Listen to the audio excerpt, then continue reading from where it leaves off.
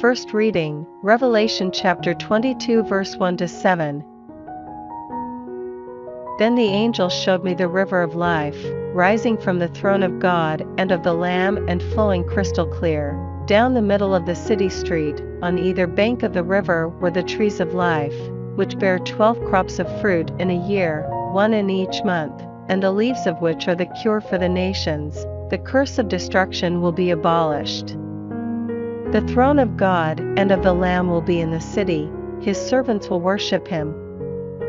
They will see him face to face, and his name will be written on their foreheads, and night will be abolished. They will not need lamplight or sunlight, because the Lord God will be shining on them.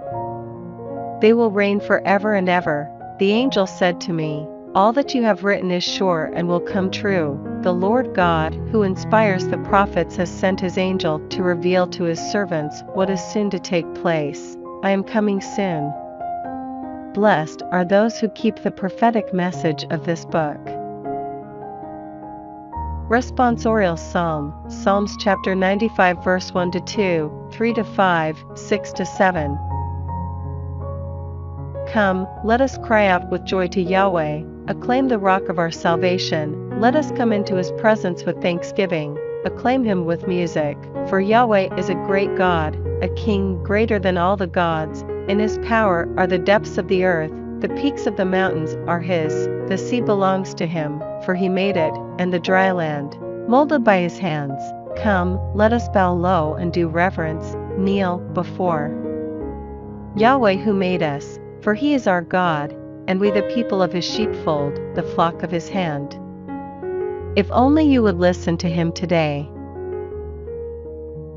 Gospel, Luke chapter 21 verse 34-36.